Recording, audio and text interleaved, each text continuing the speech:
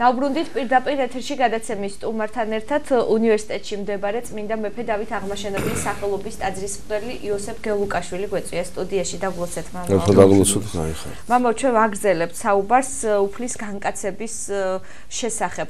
აი რას ნიშნავს ტელემაყურებლისთვის უფრო გასაგები რო იყოს, რა იგულისხმება, რას ნიშნავს უფლის განკაცება? დიახ, ჩვენ აღვნიშნეთ, რომ განკაცებას მრავალი ასპექტი აქვს, რა თქმა უნდა. და ერთ-ერთი მთავარი და რადიკალური გახლავთ შემდეგი საკითხი, თუ უშუალოდ განკაცებისას რა მიიღო მაცხოვარმა. იმიტომ რომ განკაცებას ზოგადად არც ერთი ერეტიკოსი არ უარყოფდა, ვინც თქვათ ამ საკითხში იყო გაუკმართებული, ფორმალურად შეიძლება ითქვას, რომ ისინიც აღიარებდნენ განკაცებას. მაგრამ როცა ჩვენ გავეცნობით მათეულ ცრუ მოძღვრებას და მართლმადიდებლურ მოძღვრებას, ჩვენ დავინახავთ თუ რაოდენია სხვაობა მათ შორის.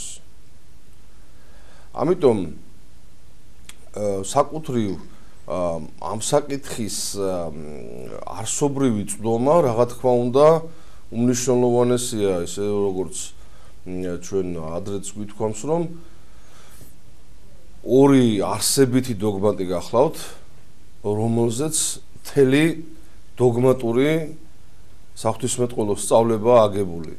ერთი დოგმატი ერთარსება სამპიროვანი ღმერთის შესახებ და მეორე აქედანვე გამომდინარე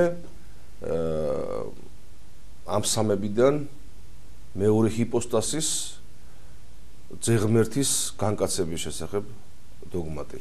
აი ამ ორ მოძღვრებაზეა აგებული და ჩამოკიდებული მთელი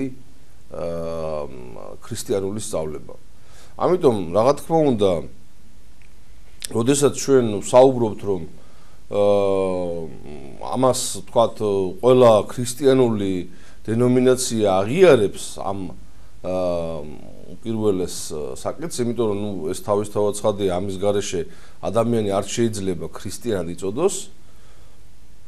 ჩვენ უნდა გვესმოდეს კიდევაც თუ რა იგულისხმება სწორედ ამაში, იმიტომ რომ კიდევ ერთხელ ვამბობ, ამ საკითხთან უამრავი გაუკმართება გახდათ, უამრავი შეხედულება გახდათ, მაგრამ რა თქმა უნდა მოგაცრავად მართებული მათ შორის მხოლოდ და მხოლოდ ეკლესიული მართლმადიდებლური სწავლებაა.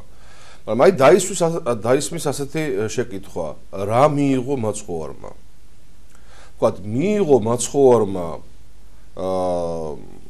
მხოლოდ ადამიანური ბუნება, თუ მიიღო მასთან ერთად ასევე ადამიანური პიროვნება. თუ თქვათ ბუნება არ მიუღია და მხოლოდ პიროვნება მიიღო. ესე იგი, აი ამ საკითხთან მიმართებაში, რა თქმა უნდა, ისევე როგორც პირველ დოგმატთან მიმართებაში, ანუ ღვთის შესახებ, სამების შესახებ დოგმატის გადმოცემისას, ასევე აი ამ დოგმატთან მიმართებაში ყველაზე ფუნდამენტური და მნიშვნელოვანი გახლავთ ახმა გაშინაარსება ორი არსებითი ტერმინისა. ერთი გახლავთ ბუნება, უსია, ფიუსის, ესე იგი, ბერძნულად და მეორე გახლავთ პიროვნება, პირი, ანუ ბერძნული ჰიპოსტასის, რაც ძველ ქართულად გადმოიცემოდა ტერმინ გვამოვნებით. გვამით შეიძლება შეხვდეს, ისევე როგორც გვამოვნება, ისევე როგორც ესე იგი პირი. ამას რატომ ექცევა ასეთი დიდი ყურადღება მამათაგან? იმიტომ რომ ფაქტობრივად ყველა ერესი მეტნაკლებად, აბსოლუტურად ყველა ერესი დაკავშირებულია სწორედ ამ ორი ცნების ურთიერთაღრევასთან და ვერ განსაზღვრასთან და ზღვის ვერ დადებასთან ამ საკითხებთან მიმართებით. და ამიტომაც არის რომ ყველა ასე ვთქვათ ნებისმიერი რაც ვთქვათ განკაცებას ეხება და იგივე ვთქვათ სამების დოგმას ეხება ყველა ეს ერეტიკოსი სწორედ ან შეგნებული ან და ასე ვთქვათ შეუგნებელი გაუკმართების მატარებელი იყო ამ ორ ცნებასთან მიმართებით მაგრამ გავარკვიოთ ახლა რა არის ვთქვათ ჰიპოსტასი და რა არის ბუნება ბუნება გახლავთ განზოგადებული რამ. ანუ, როდესაც ჩვენ საუბრობთ ბუნებაზე, ჩვენ საუბრობთ კონკრეტულ თვისებაზე, რომელიც ახასიათებს ამ, ასე ვთქვათ, კლასის, ამ კატეგორიის ყველა წარმომადგენელს, ყველა ინდივიდს. მაგალითად, რა თვისებაა? ეს არის მოაზროვნეობის თვისება. მოაზროვნეობის თვისება საერთოა ყოველი ადამიანისათვის, ყოველი ჰიპოსტასისთვის. შესაბამისად, ჩვენ ამას განვაზოგადებთ და ვამბობთ, რომ მოაზროვნება არის ბუნებითი თვისება, იმიტომ რომ ყოველ ჩვენგანს ახასიათებს. მეორე მხრივ ვთქვათ, ეს სულიერი თვისება, მეორე მხრივ ვთქვათ, ხორციელი თვისება ავიღოთ, მაგალითად, შიმშილის თვისება. ყველა ჩვენგანს ახასიათებს შიმშილის თვისება. ანუ შესაბამისად ჩვენ ამას განვაზოგადებთ და ვამბობთ რომ ეს არის ჩვენი ბუნებითი თვისება, რომელიც კონკრეტულად ჩვენს ხორციელ ბუნებას ასახავს. და ყველა სხვა ნებისმიერი სხვა ეს თვისებანი. ამიტომ ჩვენ უნდა გვესმოდეს რომ ერთი მხრივ არის ბუნებითი თვისებები და მეორე მხრივ არის პიროვნული თვისებები. უფრო მართებულად რომ ვთქვათ, ბუნებითი თვისებები ამოქმედებულია პიროვნებაში. კონკრეტულად რეალურად არსებულ ჰიპოსტასში. და შესაბამისად ის ხდება გამაცხადებელი, წარმომაჩენელი სწორედ ამ თვისებისა. ამას რატომ უსვამთ ასე მკვეთრად ხაზს? იმიტომ რომ მართლმადიდებლური მოძღვრება ერთ მნიშვნელოვნად განაჩინებს, დაუბრუნდით ისევ ჩვენ კითხვას, ერთ მნიშვნელოვნად განაჩინებს, რომ მაცხოვარმა მიიღო მხოლოდ და მხოლოდ ადამიანური ბუნება და არა კაცობრივი პიროვნებაც. ანუ, როდესაც მის შესახებ ნათქვამია თუნდაც ყველაზე ასე ვთქვათ მოკლე და მნიშვნელოვან გადმოცემაში მთელი მართლმადიდებლური მოძღვრებისა, როგორც გახლავთ ვთქვათ სარწმუნოების სიმბოლო, ანუ მრწამსი, დიახ, აი პირდაპირ არის ხომ ნათქვამი, რომ მან ხორცნი შეისხა სულისაგან წმინდისა და მარიამისაგან ქალწულისა და განკაცნა. აი რა იგულისხმება ამ განკაცებაში, რომ მან მხოლოდ და მხოლოდ მიიღო ადამიანური ბუნება და არა ადამიანური პიროვნებაც. დიახ. მაგრამ აქ თითქოს და საფრთხე ექნება ამ სწავლებას შემდეგი გარემოების გამო. როგორც ჩვენ აღვნიშნეთ, ბუნებითი თვისებები გამოცხადებულია და წარმოჩენილია მხოლოდ და მხოლოდ რეალური ჰიპოსტასის მიერ. ანუ, როგორც ეს ჯერ კიდევ ანტიკურობიდან, კერძოდ არისტოტელესაგან მომდინარეობს და ამას ეკლესიის მამებიც ძალიან ხშირად მიმართავენ, განსაკუთრებით წმინდა ათანასე დიდი ალექსანდრიელის ეპოქიდან, რომ არ არსებობს უჰიპოსტასო ბუნება. ესე იგი, ანუ არსება და ბუნება ერთი და იგივეა, არსება თავისთავად არ არსებობს, არამედ ის მხოლოდ და მხოლოდ ჰიპოსტასებში ცხადდება. ანუ ბუნებითი თვისება მხოლოდ და მხოლოდ საწვდომი და საცნაური ხდება ჩვენთვის რეალური ჰიპოსტასური ამოქმედების შემდგომ. როდესაც მე მოქმედებ, როდესაც მე ასე ვთქვათ გავაცხადებ, რომ მოაზროვნე ვარ, ნებებელი ვარ და ასე შემდგომ, წყურვალი ვარ, მშიერი ვარ და ასე შემდგომ, ეს კონკრეტული თვისებანი მხოლოდ მაშინ იძენს რეალობას. შესაბამისად, აი აქ იქნება ეს საფრთხე, მე ამას ვამბობდი, რომ თუ მაცხოვარმა მიიღო მხოლოდ და მხოლოდ კაცობრივი ბუნება და მას არ მიუღია კაცობრივი პიროვნება, იქნება საფრთხე იმისა, რომ მისი ბუნება არარეალურია. ანუ იქნება საფრთხე იმ წვალებებისა, რაც უძველესი დროიდან ჯერ კიდევ მეორე საუკუნიდან გნოსტიკური სექტების ერთ-ერთი ნიშანდობლივი სახე იყო, რომ მან რასაც ქვია დოკეტიზმი, რომ მან მოჩვენებითად მიიღო ეს ყველაფერი და რაც საბოლოოდ, ასე ვთქვათ, გაფორმდა, ჩამოყალიბდა უკვე მეხუთე საუკუნეში მონოფიზიტურ მწვალებლობაში, რომ ესე იგი მისი კაცობრივი ბუნება ვერ ნარჩუნდება მაცხოვრის ჰიპოსტაზში. რატომ? აი კვლავ და კვლავ ასე იგი ამას ვამბობთ, რომ თითქოს და იქნება საფრთხე იმისა, რომ ჩვენ ვთქვათ, რომ მაცხოვრის კაცობრივი ბუნება არის უჰიპოსტაზო. თუ მას კონკრეტული პიროვნება არ მიუღია. მაგრამ რა თქმა უნდა, ისევე როგორც ნებისმიერი სხვა ბუნებას, ამ შემთხვევაში მაცხოვრის ბუნებაც ჰიპოსტაზურია. მაცხოვრის ბუნებაც გვამოვნებითია, მაგრამ მისი ჰიპოსტაზი და გვამოვნება არის არა ადამიანი, არამედ თვით ღმერთი. თვითონ ყოვლადწმინდა სამების მეორე ჰიპოსტაზი, რომელმაც თავის თავში შეიერთა და მიიღო კაცობრივი ბუნება. ამიტომაც მაცხოვრის ჰიპოსტაზი განკაცების წამიდან, პირველ წამიდანვე ხდება შედგენილი. ასეთი ტერმინია ბერძნული სვინთეტოს, ანუ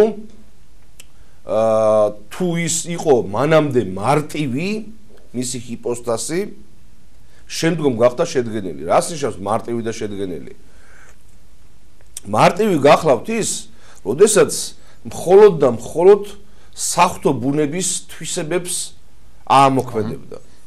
ანუ ისევე როგორც მამა და სული, ძეც იყო ცხოველმყოფელი, დამბადებელი, ყოვლის მომნიჭებელი და ყველა სხვა საღვთო თვისების ამამოქმედებელი. მაგრამ მიიღო რა მან კაცობრივი ბუნება, ის თავისსავე ჰიპოსტაზში იმ საღვთო ბუნების თვისებებთან ერთად აამოქმედებს კაცობრივი ბუნების თვისებებსაც. ორივე შემადგენლით. უნდა ითქვას, რომ კაცობრივი, როცა ჩვენ კაცებს ვსაუბრობთ, ზოგადად კაცს ვახსენებთ, კაცობრიობას ვახსენებთ, აქ იგულისხმება ადამიანს, ძველ ქართულად მოგახსენებათ, ადამიანი კაცი იყო, ასე იგი ადამიანის აღნიშვნელი. შესაბამისად, როდესაც ეს კაცობრივი ბუნება, ანუ ადამიანური ბუნება მან მიიღო ის თავისი ორნაწილადობით, ანუ მისი სულიერი და ხორციელი თვისებებით. მაგრამ ჩვენ ამ ორ ბუნებას ერთ ბუნებად ვათავსებთ, რატომ? იმიტომ რომ ეს განზოგადებულია ყველა ადამიანზე. ესე იგი, მხოლოდ და მხოლოდ თქვათ, ერთი ადამიანი უნდა ყოფილიყო ამ ორი ბუნების, ჩვენ ვიტყოდით, რომ აი ეს ერთი ადამიანია ორბუნებოვანი. მაგრამ რადგანაც ყოველი ჩვენგანი, ესე იგი, ამ სახეობის ყოველი წარმომადგენელი ამავე ორივე ბუნების დამტევია თავის თავში, ჩვენ საუბრობთ ერთ კაცობრივ ადამიანურ ბუნებაზე. შესაბამისად, როდესაც მიიღო მაცხოვრმა ეს კაცობრივი ბუნებანი, ასე იგი, კაცობრივი ბუნება თავისი ორივე ნაწილით, ხორციელი და სულიერი თვისებებით, მან ეს ორივე ინება და აამოქმედა თავისი ჰიპოსტაზის მიერ. ანუ ერთი და იგივე ჰიპოსტაზი მოქმედებს საღვთოდაც და ადამიანურადაც. ერთი და იგივე ჰიპოსტაზი შესაბამისად, ერთი და იგივე განკაცებული ძეღმერთი იესო ქრისტე ერთი მხრივ გახლავთ უხილავი თავის საღვთო ბუნებით და ხილული თავის ხორციელი ბუნებით. ერთი და იგივე იესო ქრისტე გახლავთ შეუქმნელი თავის საღვთო ბუნებით და იგივე იესო ქრისტე გახლავთ შექმნელი თავისი კაცობრივი ბუნებით.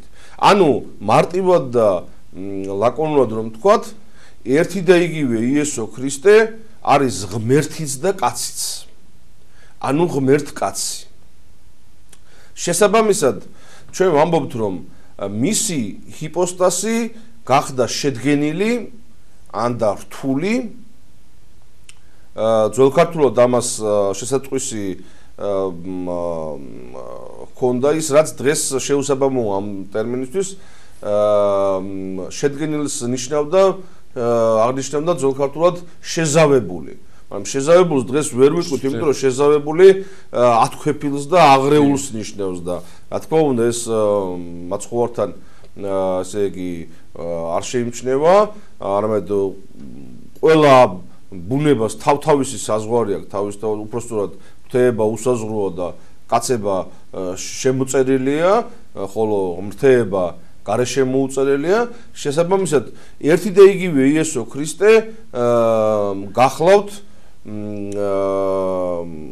ყოველი ამ ორივე ბუნებისთვის დამახასიათებელი თვისების ამამოქმედებელი თავის თავში, თავისი ჰიპოსტასის მიერ. და ჩვენთვის საწდომია მისი ჰიპოსტასის მიერ, როდესაც ის მოქმედებს, რომ ერთი მხრივ ის მწყურვალეა, მოშიმშილია, ასე ვთქვათ, სისხლისდის, ოფლისდის, ადამიანური ბუნება. ადიახ, ჯვარზე იგემება, ტკივა, ცხადია, კვდება, კვდება პირდაპირ მნიშვნელობით, ანუ მისი ადამიანური სული, მის ადამიანურ ხორცს ეყრება და მეორე მხრივ იგივე იესო ქრისტე თავისი ღმრთეებით ბუნების სტიქიონებზე მეუფებს.